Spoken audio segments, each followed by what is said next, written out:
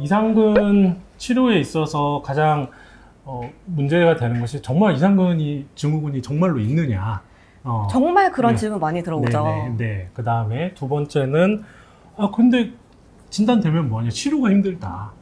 그런데 정확한 분류와 정확한 진단을 할 수 있다는 게 제 말의 요지고요. 그 다음에 두 번째는 정확한 진단이 되면 요즘에 최근에 대두되고 있는 정확한 치료법까지 끝까지 들으시면 오늘 방송 듣길 너무 잘했다. 이때까지 이렇게 시원한 내용은 처음이다.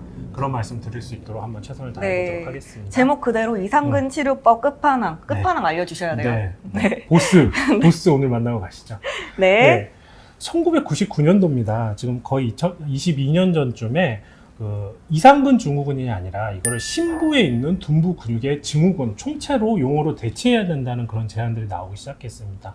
이게 이상근이라는 하나의 그런 부분이 아니라 그 주변에 이상근, 쌍둥이근, 속폐쇄근, 대퇴근육, 햄스트링 이 전부를 다 포괄해서 하는 걸 전부 다 포함해서 심부 둔부 근유증, 딥 글루티알 신드롬이라고 해야 되고, 그거를 이 네 가지로 나누어서 말해야지 된다라고 주장하기 시작했는데, 이것조차도 알고 있는 분들이 이렇게 많지는 않습니다. 그래서 그 부분에 대해서 하나하나 좀 설명드릴 거고요. 말 그대로 그냥 엉덩이 깊숙이 있는 쪽의 근육이 어딘가가 아프다 이런 거죠. 네. 근데 전제는 척추에 디스크 쪽에 문제가 없어야 된다는 것이 전제입니다. 네, 너무 그냥 증상만 가지고 이상근 증후군 혹은 심부둔부 근육 증후군 이렇게 결정하는 경우가 많은데, 그것이 아니라 어떤 디스크가 아닌 문제가 있어야 되고, 골반 쪽에 또 고관절 쪽에 다른 문제가 없는 근육으로 인한 질환이라는 점을 전제로 하고 있고요. 이게 저번에 제가 보여드렸던 지난번에 저희 채널에 오셔서 방송을 해주셨죠. 네, 굉장히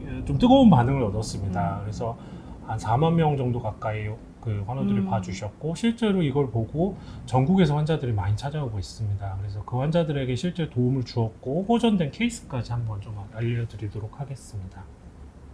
그래서 이상근은 그때도 제가 한번 설명을 드렸었는데요.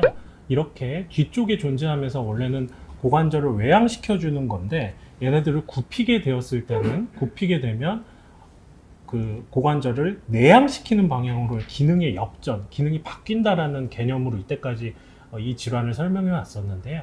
사실은 이런 것들이 실제로는 잘 일어나지 않는다고 최근 연구를 통해서 나오고 있습니다. 특히 2000년대 이후에.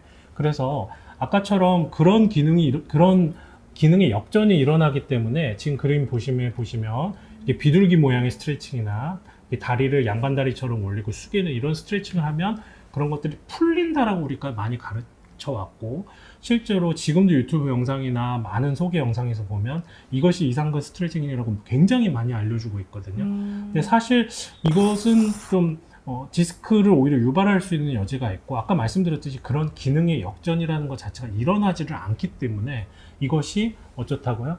별로 효과적이지 않다라는 것이 최근의 내용이 되겠습니다. 그리고 이러한 형태를 통해서 검사를 하고 신체 검진을 하는데, 그것도 오진의 여지가 많은 검사 기법이 되겠습니다. 그래서 최근에 이런 신체 검진법이나 이런 스트레칭에 대해서 이것은 한계가 있고 이것은 오히려 틀릴 수도 있다라는 그런 제안들이 많다는 점을 다시 한번 강조드리겠습니다. 근데 이런 자료가 지금 유튜브나 이제 너무 네이버나 많아요. 너무 많은데 그럼 잘못 따라하실 경우에는 오히려 이제 더 증상이 악화돼서 찾아오거나 그럴 가능성도 전혀 없진 않죠. 할 수도 있겠네요. 네. 그래서 제가 하나하나 또 설명드리도록 하겠습니다. 그래서 다시 한번 말씀드리지만, 앞으로 이상근 증후군이라는 용어 자체는 이상근에 문제가 있는 경우에 아주 단순한 질환이고요. 실제로는 이상근 증후군, 쌍둥이근 속폐쇄근 증후군, 그 다음에 좌골 대퇴근육 충돌 증후군, 근위부 햄스트링 증후군으로 네 가지로 면밀하게 나눠서 접근을 해야 된다는 게 맞는 말이고요.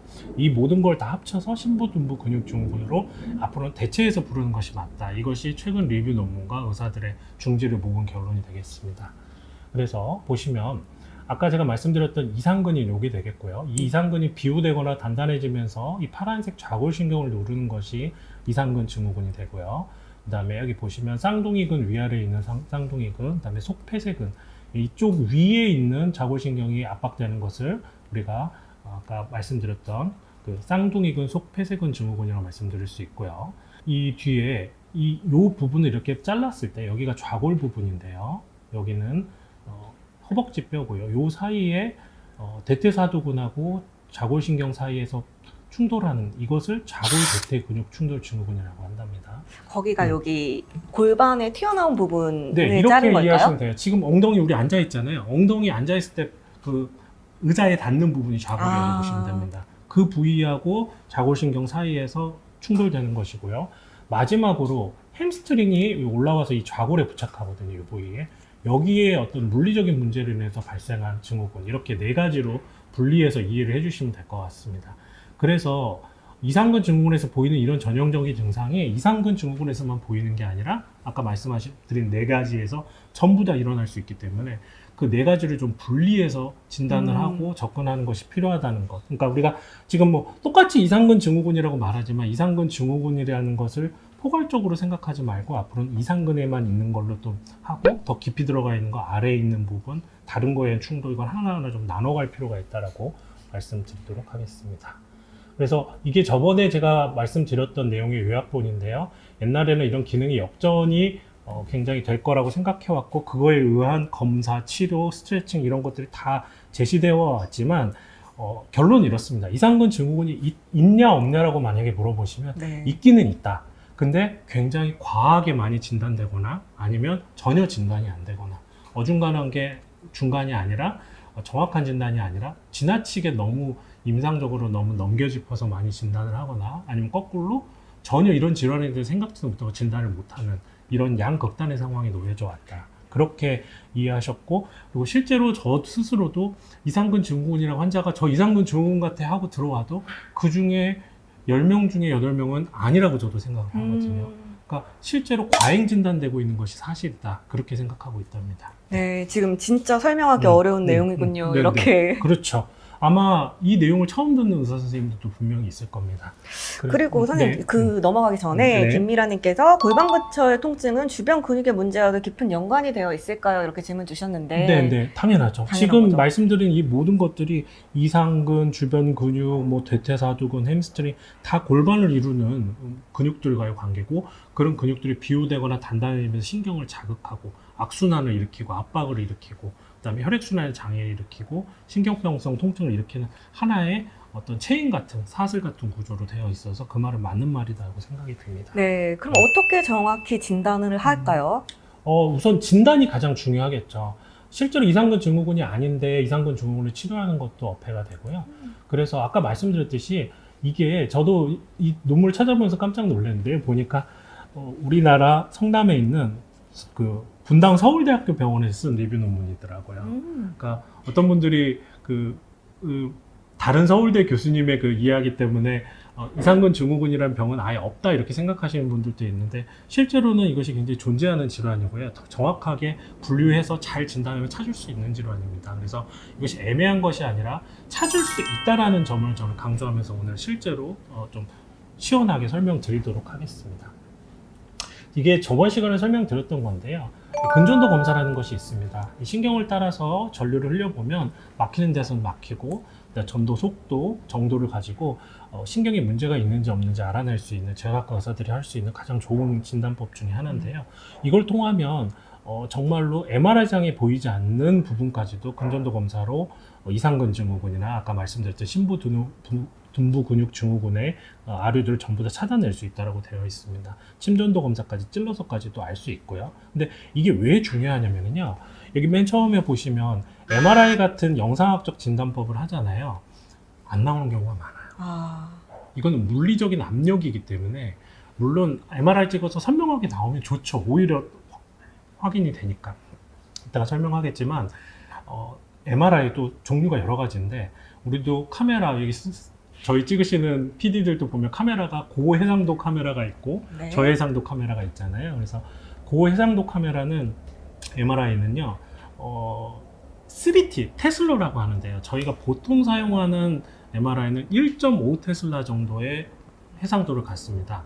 근데 3 테슬라 정도의 MRI를 찍지 않으면은요.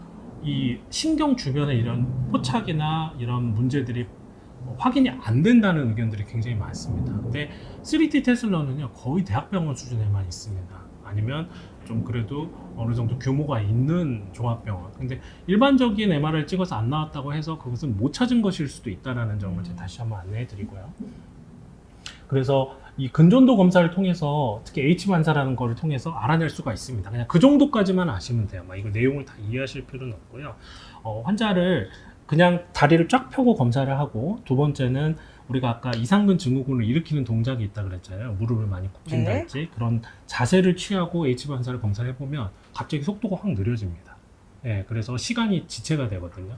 신경 전도 속도가. 그걸 통해서 이상근 증후군이 있다는 것을 반대편하고 비교하고 그다음에 이상이 없는 부분하고 비교해서 충분히 알아낼 수 있다는 점을 다시 한번 강조하고요. 그래서 저는 환자가 오면 아무리 자기가 이상근 증후군이라고 말씀을 하셔도 이 검사를 다시 다 합니다, 직접. 그래서 거기서 명확한 소견이 보이면 당신은 맞습니다, 이상근 증후군 맞습니다. 혹은 아니 그렇게 생각하시는 것 같지만 죄송하지만 아닙니다라고 말씀을 드리죠. 그거에 따라 치료가 좀 달라진다는 점을 다시 한번 말씀드리고요. 그러면 이상근 증후군으로 알고 오셨을 때 네. 가장 많이 오인하는 질환은 무엇인가요? 사실은 고관절 쪽 질환이거나요, 천장관절 질환, 천장관절이 아프거나 아니면 디스크인데 디스크 검사를 안 해보는 경우들이 있습니다. 그냥 증상만 가지고 난 엉덩이가 아프니까 무조건 이상근 증후군이 이렇게 생각하시는 경우가 많고요. 지금 보시면 이 환자의 이게 H반사 검사인데요. 정상적으로는 이 정도 나오는데 무릎을 굽히고 그 환자한테 유발하는 자세를 취했을 때 이렇게 시간이 지체되는 것들이 보입니다. 근데 반대편에서는 다 정상으로 나왔거든요. 똑같이 나왔거든요. 그래서 이 환자 같은 경우도 보면 MRI 사진을 찍었는데 여기가 살짝 터져 있긴 하지만 신경 압박이 전혀 없는 디스크성 통증이 아니라는 것이 증명이 MRI를 통해서 됐던 분이고요. 그 다음에 이 MRI 이 횡단면을 통해서도 봤을 때 좌골신경이나 이런 데 압박되는 면들이 확인되지는 않았었고요.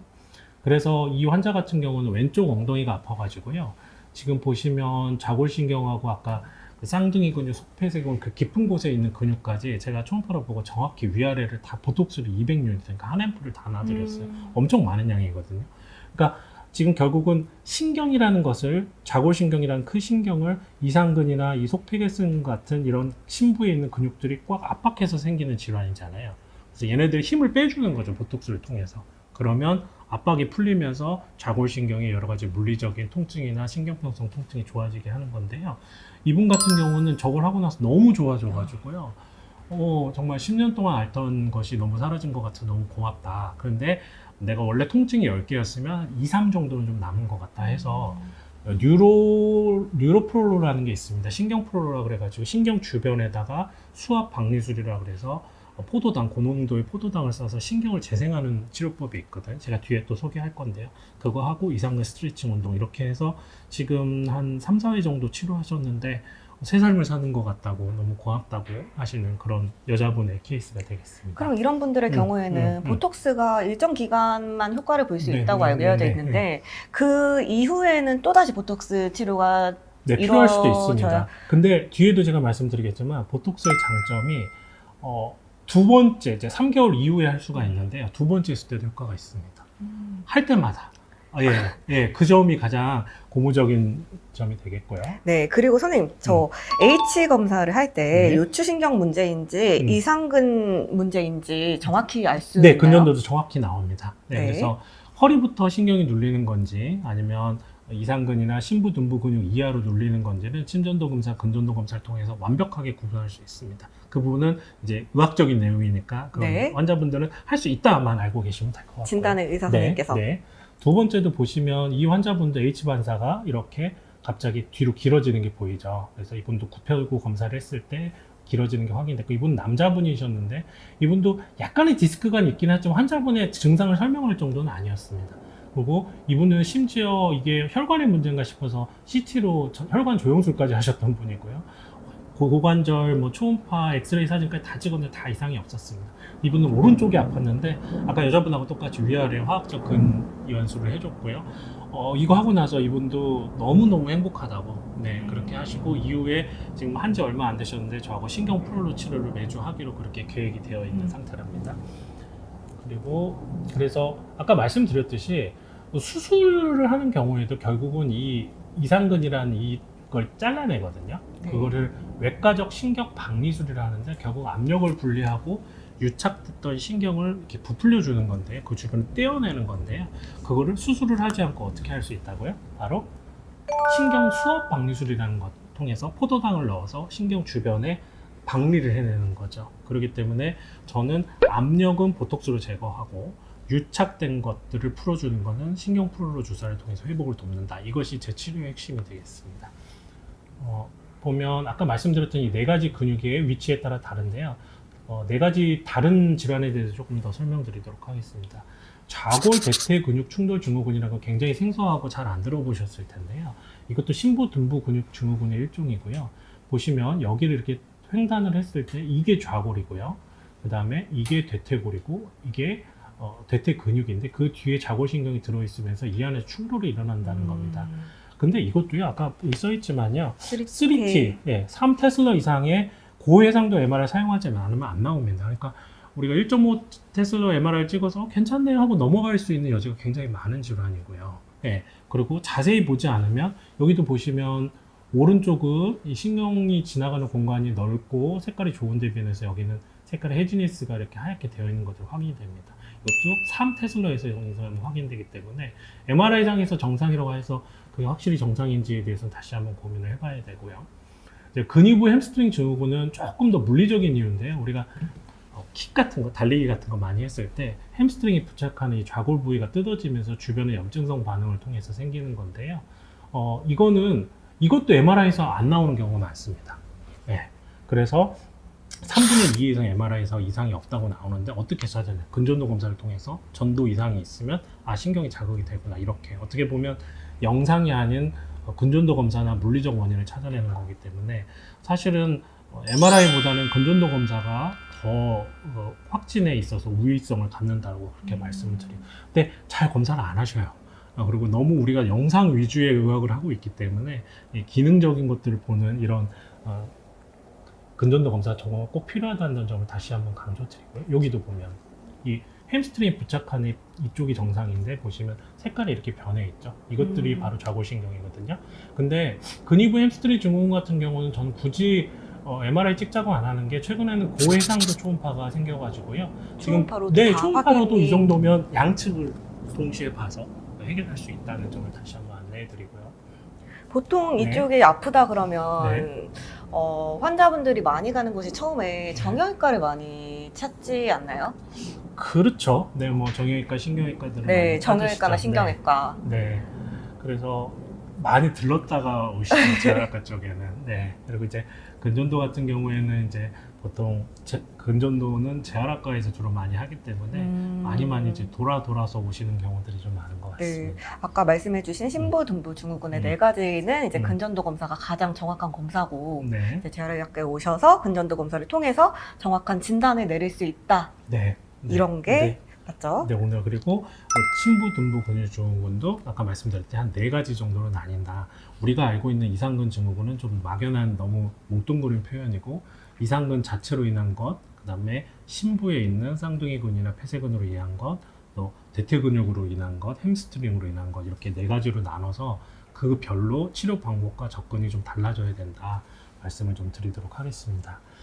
그래서 치료는 저는 이제 요즘에는 뭐 CT, MRI 보고 주사 놓는 경우는 거의 없고요. 대부분 다 이렇게 초음파를 통해서 주사를 놓고, 아까 수압 박리술 같은 경우도 만약에 초음파 기술이 발전해 있지 않다면 전혀 불가능한 시술이라고 볼 수 있겠습니다. 왜냐면 보면서 실시간으로 약이 어떻게 퍼지는지까지 신경을 피해서 근처에 쫙 퍼져줘야 되는데 그런 것들을 보지 않고는 거의 불가능하고요. 네, 아까 카메라에 담지는 못했지만 아까 선생님께서 이제 저쪽에서 한 환자분의 초음파를 보면서 주사 치료를 하는 것을 이제 살짝 봤는데 신기하더라고요. 보여드릴까요? 제가 담아놓은 영상인데 네, 말이 나온 김에 한번 보시죠. 자, 이게 보시면 이게 바늘입니다. 이게 바늘이 들어가서 이게 좌골신경이거든요. 그래서 지금 이게 바늘이 들어갔고 15초 정도로 좀 짧게 찍혀서 그러는데 들어가서 포도당을 이렇게 쏴서 여기를 정말 분호처럼 채워주는 겁니다. 이게 바로 신경 박리술인데요. 이거 요즘 CT, MRI로는 하기 힘들고요. 초음파 보면서 충분히 해낼 수 있고 매번 볼 때마다 이렇게 보면서 시술을 하는 것으로 그렇게 되어 있습니다. 이게 아까 그 엉덩이 아파서 하셨던 그 여자분이시고요. 실제로 하고 나서 너무너무 좋으셔서 맨날 웃으면서 들어오시는 저희 기쁨을 주는 환자분 중에 하나입니다. 치료법에 대해서 다시 들어가 볼까요? 그래서 이상근 주변에 이런 옛날에는 뭐 스테로이드도 넣고 리도카인도 넣고 이런 여러 가지 마취제도 넣고 했었는데 효과가 떨어진다라고 지금 되어 있고요. 지금은 그리고 그냥 감으로 놓는 것보다는 초음파 유도해서 들어가면 95% 정도인데 우리가 블라인드라고 그냥 감으로 놓게 되면 30% 정도만 정확도가 떨어지기 때문에 예전에는 국소마취제, 뭐 스테로이드 주사 같은 걸 지금 현재도 많이 쓰고 있는데 이거 효과는 높지 않다라고 그렇게 확실히 되어 있고요. 보툴린 독소는 벌써 20년 이상 사용한 아주 오래된 역사를 가지고 있는 치료제고요. 말씀드렸듯이 검사를 실제로 논문을 써봤을 때도 리도카이나 스테로이드 병합학은 혹은 따로따로 쓴 것보다 보톡스를 사용한 것이 훨씬 더 좋은 효과를 보였다라고 그렇게 되어 있습니다. 그래서 실제로 보톡스 효과가 그러면 이게 언제쯤 효과가 나고 얼마나 가지고 물어볼 수 있겠잖아요. 그래서 간단하게 제가 좀 준비해 봤는데요. 4주째, 보톡스 놓고 나 4주째 3분의 1 환자에서 증상이 사라졌고 8주째에서는 3분의 2 환자에서 사라지는 걸로 되어 있습니다. 적어도 2달 내에 3명 중에 2명 이상의 환자에서 일반적인 뭐 리도카인이나 스테로이드 주사를 놓은 사람보다 훨씬 더 효과가 있다는 점이 증명이 된 거고요. 또 하나는 이거는 이제 한 환자의 이제 케이스 후기인데요. 이 환자도 보면 자기가 진통제도 엄청 많이 먹고 거의 절망에 빠졌던 사람이 있고 앉아있기도 힘들었는데 보톡스를 추천받아서 한번 맞았답니다. 근데 맞자마자 굉장히 오랫동안 지속되는 그런 효과를 보았고 그 다음에 그것이 떨어진 다음에 다시 반복해서 보톡스를 했을 때도 또 한 번 효과를 보았다. 그래서 굉장히 나의 통증을 조절하는데 아주 성공적이었다고 이렇게 말하고 있고요. 그래서 여기에서 중요한 점은 이렇게 비대칭적으로 한쪽만 이상근이 이렇게 비대되어 있거나 비우되어 있을 때 MRI를 찍게 되면 찾을 수 있는 가능성도 있다. 또 하나는 그러니까 허리 MRI가 아니라 골반 MRI가 되겠죠. 그 다음에 이런 경우에 이렇게 비우된 경우에는 보톡스 사용해서 압력을 좀 줄여주고 부피를 줄여주면 굉장히 효과적일 수 있겠다. 마지막으로 뭐 보톡스는 여러 번 반복해도 할 때마다 물론 기간은 어느 정도 항체가 발생하기 때문에 3개월 이상의 간격을 두어야 되지만 할 때마다 효과가 있었다 이렇게 이야기하고 있고요. 그래서 저는 이 논문을 보면서 그럼 여기서 무엇을 추가해야 될까에 대해서 하나 더 이제 저기는 이제 아까 말씀드렸던 분당 서울대병원의 논문의 내용이고요. 네. 이거는 이제 그 논문에는 없는 내용인데 제가 환자들한테 추가로 하고 있는 겁니다. 그래서 최근 재활학과 의사들 사이에서는 굉장히 화제가 되고 있는 치료법인데 신경 수압 박리술이라는 게 있습니다. 아까 네. 그림에서 영상에서 보여드렸던 시술인데요. 보면 신경 수압 박리라는 거는 초음파를 보면서 주변에 있는 근육이나 여러 가지 인조 구조물, 대부분 뭐 근막이나 이런 걸 신경에서 이렇게 떼어내는 건데요. 그러면 이 물로 이렇게 단순히 떼어내는 것뿐만 아니라 이게 어떤 효과를 통해서 신경이 회복이 되고 좋아지느냐를 많이 물어보세요. 그래서 제가 준비를 하나 했습니다. 첫 번째 기전은 신경성 통증을 차단한다는 건데 조금 더 쉽게 설명드리면 우리 매운 고춧가루 먹으면 매운 이유가 캡사이신이라는 물질이 들어있어요. 네. 그래서 막 화끈거리죠. 막 버닝 센스라고 타는 듯한 느낌이 든다고 하는데요. 그런 그 채널을 그 통증을 차단해주는 역할을 합니다. 이 수압 박리술이. 두 번째는 우리도 그림을 이거를 보여드리면 좋겠네요. 이게 무슨 그림이냐면 신경인데요. 이 신경에다가 혈관을 공급하는 혈관을 바사 너브룸이라고 합니다. 네. 그리고 신경에서 나와서 신경을 조절하는 신경을 너바이 너브룸이라고 하는데요. 이렇게 미세한 혈관과 신경들이 있습니다.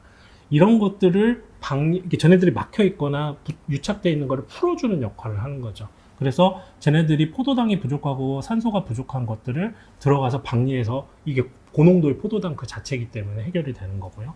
마지막으로는 우리가 아까 수술로도 거기를 열어주지 않습니까? 그런 것처럼 신경의 움직임이 포착되지 않고 신경이 제대로 윤활할 수 있도록 움직임을 향상시켜주는 이 세 가지 원리에 의해서 좋아진다라고 그렇게 저희가 그 치료의 기전을 제시하고 있고요. 이렇게 수압 박리술로 네. 이제 신경 이제 유착을 막아주면 다시 유착될 확률은 높지 않나요? 유착될 확률이 전혀 없지는 않겠죠. 하지만 그 유착으로 인해서 혈액순환이 안 되고 신경병성 통증이 있던 것들이 굉장히 떨어지면서 다시 회복될 가능성이 더 높고요. 만약에 문제가 살짝 생긴다 하더라도 이 시술을 하는 거는 뭐 손해를 보거나 위험한 시술이 아니기 때문에 그리고 완전한 이제 매번 보톡스를 하고 매번 신경 프롤로 치료를 해야 되는 건 아니고요. 초반에 어느 정도 하고 나머지는 스트레칭이나 이완 운동을 통해서 불가역적인 그런 치료법을 가는 것이 맞겠죠. 그래서 이거는 정 힘든 분들의 어떤 극단적인 치료법이라고 그렇게 생각하시면 될 것 같고요. 다만 수술이나 비가역적인 치료, 침습적인 치료가 아니기 때문에 부담 없이 시도해 보시고 혹 실패한다 그래도 별로 손해 볼 게 없는 네, 그런 치료가 실패해도 이게 뭐 이상이 예. 더 증상이 나빠지거나 하는 게 아니니까. 네, 네. 그런 점을 저는 좀 강조를 하고요. 아까 말씀드렸지만 이 시술은 이런 식으로 저희가 진행을 해서 초음파를 보고 하기 때문에 매번 그 상태를 확인하고 눈으로 보고 하기 때문에 굉장히 안전한 시술이라는 점 다시 한번 안내를 좀 해드리고요. 네, 그래서 아까 어떤 분께서도 네, 질문 네. 주셨어요. 혹시나 네, 어떤 이제 선생님뿐만이 아니라 모든 의사분들께 음. 해당될 것 같은데 이렇게 뭐 초음파를 보고서 찌를 경우에 네. 잘못해서 신경을 건드리는 경우는 없나요? 하는 거의 없죠. 왜냐하면 아. 보고 하니까. 그러니까 감으로 찌르면 저도 못합니다. 네, 저도 감으로 해서 신경 프로를 하라고 하면 저는 못한다고 말합니다. 그런데 이거는 신경에 최대한 많이 접근하되 건드리지 않아야 되거든요. 그렇기 때문에 신경 수압 박리술은 초음파가 없으면 불가능하고 초음파가 있으면 보고 하기 때문에 그럴 확률은 굉장히 적고 찌르더라도 만약에 살짝만 찔러도 환자들이 깜짝 놀라기 때문에 그렇게 심각한 손상을 주기가 어렵습니다. 네, 그렇게 이해하시면 되겠습니다. 그리고 만에 하나 약간의 손상이 있더라도 네. 다시 복구가 되는 부분이니까. 그럼요. 네, 여기는 네. 말초신경 부분이고요. 생각보다 그게 위험하거나 부작용이 심하지는 않습니다. 만약에 그렇게 부작용이 심하다면 의사들이 쉽게 할 수 그쵸, 없겠죠. 네. 실보다는 득이 훨씬 더 많은 치료고요. 아까 말씀드렸듯이 보톡스를 통해서 압력을 해결하고 그 다음에 신경 프로를 통해서 유착을 해결하고 그리고 운동을 통해서 상태를 유지하는 이렇게 세 가지 가는 것이 가장 중요하고요. 치료보다 더 중요한 건 다시 한번 말씀드리지만 정확한 진단 그리고 너무 영상에만 의존하지 않고 꼼꼼한 진단과 의심이 필요하지만 근전도 검사를 통해서 확진을 하는 것 그리고 다른 부분에 다른 문제가 없는지를 확실히 배제하는 것 그리고 만약에 이상근 증후군이 맞다면 그 네 가지 중에 어디에 해당하는지에 따라서 치료법이 조금씩 다를 수 있다는 것 그리고 이것은 애매한 질환이라거나 이상근 증후군은 뭐 여기서 말 다르게 하고 저기서 말 다르게 그런 질환이 아니라 정확하게 찾아낼 수 있고 그 카테고리 진단법이 이제는 거의 다 확립된 질환이라는 점을 다시 한번 말씀드리도록 하겠습니다. 네, 마지막 화면을 보여주시면 좋을 것 같은데요. 네. 지금 저희가 여기서 컴퓨터 방송하고 화면을 있죠. 네. 보여주시면 좋을 것 네. 같은데 제가 아까 네. 이제 병원 외관을 말씀드렸잖아요. 네. 여기가 이제 병원 외관이죠. 네. 이 진짜 이게 이렇게 탑팀 재활의학과 의원 네. 이 말만 없으면 네. 그냥 레스토랑 건물 같아요. 네, 제가 네, 생각했을 때는 네, 그런 레스토랑 말씀. 같은 건물 같고 네. 그리고 워낙 이제 창도 넓고 그러니까 네. 채광도 굉장히 좋은 곳에서 이제 네. 치료를 받으실 수 있고 여기 탑팀 재활의학과 의원 맨 위에 있는 글씨 아래에 있는 곳이 이제 전광판 네. 화면이죠. 여기 여기에서 20 PD가 저랑 네, 방송한 화면이 네. 계속 이제 송출이 되고 있더라고요. 네. 그러니까 이제 지나다니면서도 이제 네. 광주 여기가 첨단 쪽인가요? 네. 광주의 첨단 쪽인데 지나다니면서도 이제 탑팀 재활의학과의 방송 화면도 보실 수도 있고 이제 이 건물에서 이제 치료받는 환자분들이 이제 그 되게 밝은 마음에 즐거운 마음에 오셔서 치료를 받으실 수 있는 환경이 된 것 같아요. 네. 그리고 이제 몇 가지 질문을 추가로 받아보려고 하는데요. 맥킨지 신전 운동처럼 네. 허리를 뒤로 젖히는 게 이상근 증후군에 좋을까요? 이런 질문도 신전 주셨어요. 운동은 허리에 도움이 되는 것이지 신전 운동을 한다고 해서 이상근 증후군이 호전되는 것은 아닙니다. 이상근 증후군은 골반에 위치한 근육이고요. 신전 운동에서는 전혀 해당이 되지 않는 운동이기 때문에 골반을 스트레칭하는 특히 둔부 근육을 스트레칭하는 운동을 저희가 정확하게 제시를 해드리도록 하겠습니다. 맥킨지 운동은 허리 디스크를 호전시키기 위한 운동으로 그렇게 하시면 될 것 같습니다. 네, 맥킨지 운동도 근데 되게 허리 디스크에 굉장히 좋은 네, 운동이죠? 그건 허리에는 도움이 되지만 이상근 증후군과는 거리가 있다는 점을 다시 한번 알려드립니다. 네, 그리고 고관절 각도가 동양과 서양이 다르다고 그러던데 네네. 그러면 이상근 치료법도 달라질까요? 고관절 각도에 따라서? 그렇지는 않습니다. 그래서 이제 관절 가동 범위의 차이인 것이고요. 또 우리가 어렸을 때부터 저희는 좌식 환경을 좀 많이 하기 때문에 서양인들 보면 우리나라 식당에 와서 가부좌를 못 틀잖아요. 네, 맞아요. 네, 그거는 어떤 생활 습관의 차이, 좌식 의자 습관의 차이인 것이고 관절 가동 범위의 차이인 것이지 방향의 차이는 아니기 때문에 그런 부분은 크게 차이가 없을 걸로 생각합니다. 2년 전 허리 디스크 탈출로 비수술로 현재 신경 손상으로 ong덩이가 네. 불에 대인 듯 따끔거리고 네. 뻐근하고 찢어지는 듯 해서 네. 2년간 네. 진통제로 견딘다고 하세요.